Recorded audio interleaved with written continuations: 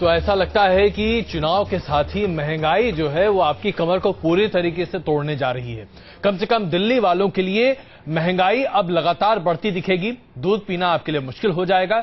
बिजली का इस्तेमाल करने से पहले आपको सोचना पड़ेगा और ऐसे में अब आपको यह देखना पड़ेगा कि क्या अब आप जीने के लिए भी, सांस लेने के लिए भी महंगाई की मार तो नहीं झेल रहे। आइए सबसे पहले आपको ये रिपोर्ट दिखाते हैं। तो रिपोर्ट दिखाएं इससे पहले हम आपको बता दें कि 3 झटके आज लगे हैं। एक तरफ बिजली महंगी की गई है, जिसको बताया गया है कि power purchase cost adjustment charge इसे बताया गया है, जिसमें बीआरपीएल को 6%, बीआईपीएल को 8%, टीपीडीडीएल को 7% और ये 30/4/2014 तक लागू होगा।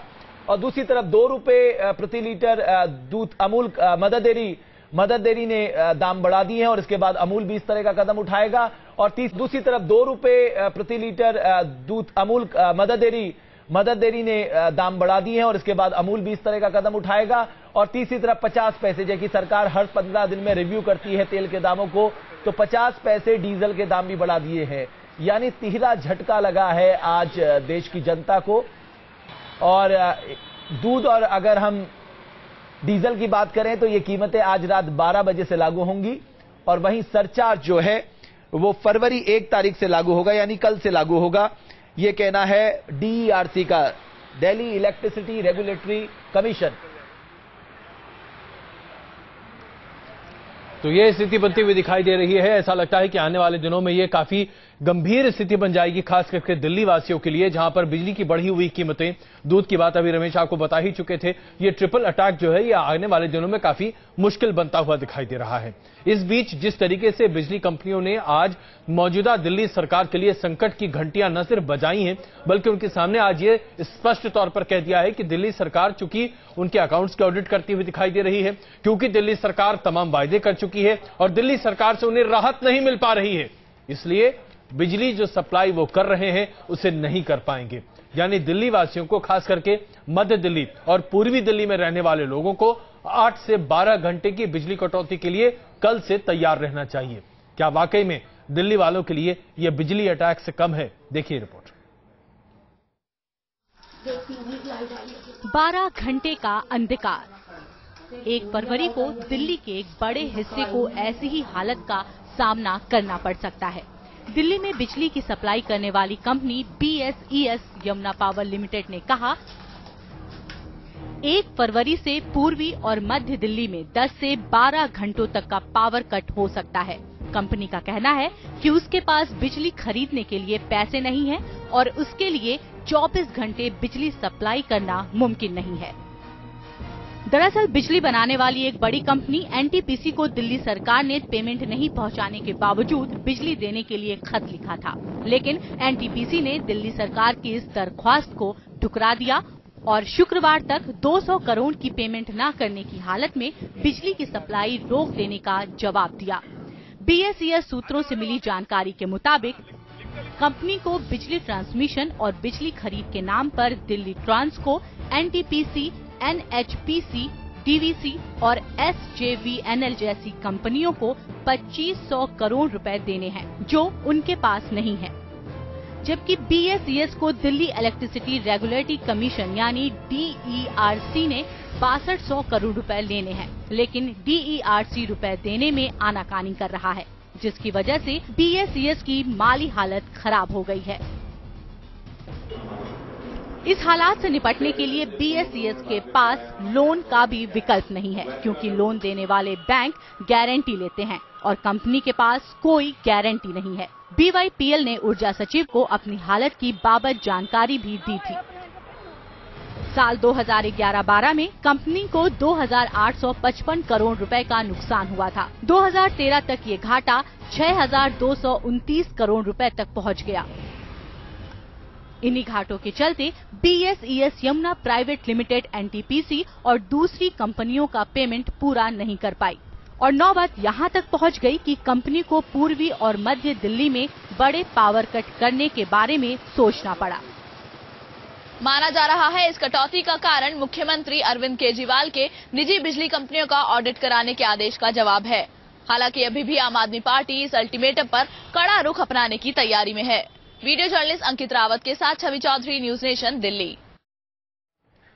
अब सवाल यह है कि वाकई इन डिस्कॉम्स के सामने परेशानी है, वित्तीय परेशानी है, या सब कुछ एक साजिश दिखाई दे रही है, जैसा कि आम आदमी पार्टी कह रही है। मेरे साथ चर्चा करने के लिए स्टूडियो में आम आदमी पार्टी से नितिन त्यागी जी जुड़ चुके हैं, बीजेपी से हमारे साथ जुड़ेंगे जगदीश मुखी जी, कांग्रेस नेता बरखा सिंह हमारे साथ जुड़ गई हैं, और दिल्ली के पूर्व मुख्य सचिव उमेश सहगल साहब जुड़ेंगे, और साथ ही साथ दिल्ली की जनता से हम जानेंगे वो इस कदम को किस तरह से देख रही है। लेकिन अरविंद केजरीवाल के वादे के मुताबिक दिल्ली वालों को सस्ती बिजली का तोहफा मिलना था, लेकिन उसमें अभी ज्यादा नहीं हो पाया, क्योंकि ऑडिट होने के बाद ही आम आदमी पार्टी बड़ी राहत दे सकती है। बीएसईएस ने अपनी माली हालत का हवाला देकर 12 घंटे की कटौती की बात तो कह दी, लेकिन इस खबर ने दिल्ली के आम आदमी की नींद उड़ा दी है। दरअसल उनका यह कहना है कि उन्हें 500 मेगावाट बिजली खरीदनी है, जो कि सारी कुछ केंद्र सरकार के तहत जो कंपनियां उनसे वो बिजली खरीदती है, जिसमें सबसे बड़ा भाग 70% भाग जो है वो एनटीपीसी का है। लेकिन एनटीपीसी का यह कहना है कि जब तक पैसे नहीं तो बिजली नहीं। 10 से 12 घंटे का पावर कट, इतनी बड़ी कटौती दिल्ली वालों की जिंदगी पर ब्रेक लगाने के लिए काफी है। अगर बीएसईएस के कहे मुताबिक पूर्वी और मध्य दिल्ली में 10 से 12 घंटों की कटौती हो गई तो इन इलाकों में रहने वाले लोगों को मुसीबत से दो हाथ करने पड़ सकते हैं। BSES Yamuna private limited Delhi के तकरीबन 70% इलाकों में बिजली सप्लाई करती है और कंपनी के पास इस वक्त 14,70,000 उपभोक्ता हैं। इस कटौती से दिल्ली के तकरीबन 60 लाख लोग प्रभावित होंगे और इसी वजह से पावर कट की खबर भर ने लोगों को परेशान कर दिया है। काफी दिक्कत होने वाली है। अभी तो ओवरनाइट 10 आवर्स, मतलब ओवरनाइट लाइट नहीं थी कल रात को, तो अभी तो चलो इफेक्ट नहीं पड़ा, लेकिन जैसे जैसे वेदर चेंज होगा तो थोड़ा इफेक्ट आएगा। अब ऐसे दिक्कत तो बहुत है, जैसे लाइट नहीं होगी तो मोटर के बिना पानी नहीं आता है, और आगे गर्मी आने वाली है, फैंस वगैरह नहीं चलेंगे, मुश्किल है। सुबह ऑफिस जाने वाले, छोटे बच्चे स्कूल जाने वाले हैं, प्रॉब्लम्स तो है ही बहुत। कल आने दो, क्या होगा? रात रात में क्या पॉलिसी सरकार बदलेगी? उसके बाद दिल्ली की सरकार है, उसके बाद केंद्र की सरकार है। दिल्ली में 10 घंटे बिजली कटेगी तो कैसे चलेगा? वो तो बहुत मुश्किल है। ये धमकी है। कंपनियां प्रॉफिट कमाने के बावजूद भी ये लॉस दिखा रही हैं कि केवल क्रिएटेड लॉस है और कुछ नहीं है। एक तरफ वो उनको दिखाते हैं फाइनेंस लेने के लिए कि हमको फायदा हो रहा है, दूसरी तरफ वो लॉस दिखा रहे हैं। ये दोनों विरोधाभास है। सिर्फ घर के अंदर ही नहीं बल्कि दूसरी जगह भी ये पावर कट मुसीबत का सबब बन सकता है। कटौती के पहले 2 दिन शनिवार और रविवार छुट्टी के दिन हैं, जिसका असर घर के साथ ही दफ्तरों पर भी पड़ेगा। इतना ही नहीं, बैंकिंग सेवाएं खासकर एटीएम सर्विसेज बिजली कटौती का शिकार हो सकती है।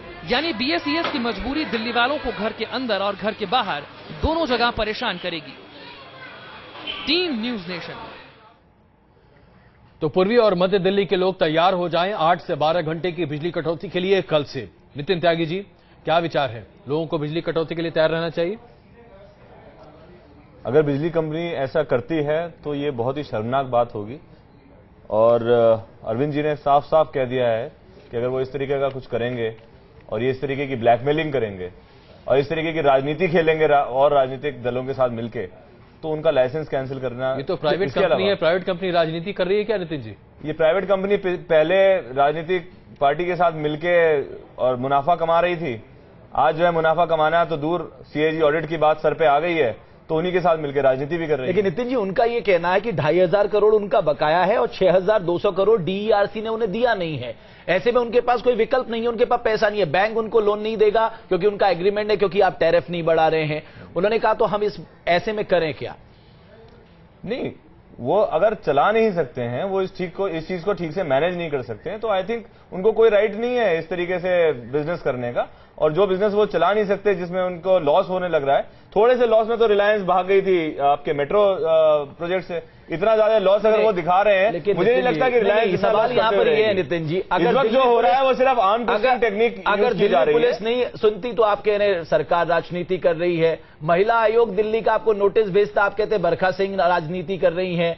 अब आपने कह दिया बरखा सिंह जी सुबह महिला आयोग में दिखती है और शाम को टीवी पे कांग्रेस की स्पोक्स पर्सन दिखती है, वो राजनीति नहीं है। अब आप कह रहे हैं साहब एनटीपीसी ने बिजली देने से मना कर दिया। एनटीपीसी ने नहीं, ये बीएसईएस अगर एनटीपीसी को पैसा नहीं दे रहा है, बीएसईएस अगर नहीं मैनेज कर रहा है। नितिन जी, नितिन जी, यहाँ सवाल ये उठता है कि आपकी सरकार उनको पैसा नहीं दे रही, उनका बकाया आपकी सरकार के प्रति है, आप अपना पैसा चुकाइए। अभी 1 महीने से बकाया है, ये अभी 1 महीने से बकाया है, पहले से मंगे। अच्छा चलिए, तो पड़ेगा ना उनको। चलिए, उमेश सहगल जी हमारे साथ मौजूद हैं। उमेश जी, क्या आपको लगता है कि बीएसईएस वाकई में गलत जगह पर खड़ी है और क्या आम ट्विस्टिंग टैक्टिक इस्तेमाल कर रही है? क्योंकि राजनीति के गलियारे में आज इस बात को काफी उठाया जा रहा है।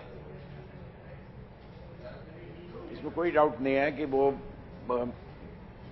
ब्लैकमेल टैक्टिक्स अडॉप्ट कर रहे हैं, और क्योंकि वो इतनी जल्दी आ गए हैं सीएजी ऑडिट के बाद, तो उससे ये सस्पिशन ज्यादा गहरी होती है। बट जो वो कह रहे हैं उसमें भी थोड़ी बहुत जस्टिफिकेशन है, क्योंकि जो डीईआरसी ने फैसला किया था कि इतने 1000 करोड़ रुपए उनको रिकवरी करनी है और वो हम धीरे धीरे उनसे कराएंगे, तो वो तो एक्सेप्ट किया गया है डीईआरसी ने। अब वो ठीक है कि गलत है, वो तो चलो सीएजी के ऑडिट के बाद देखो पता चलता है कि नहीं चलता, मगर इस समय स्थिति यह है कि उनका वो प्रॉब्लम एक्सेप्ट की गई है। इस समय जो स्थिति उठी है वो एनटीपीसी के नोटिस की वजह से उठी है। वो कहते हैं हमें 200 करोड़ रुपए इमीडिएटली दीजिए, तो हम बिजली काट देंगे।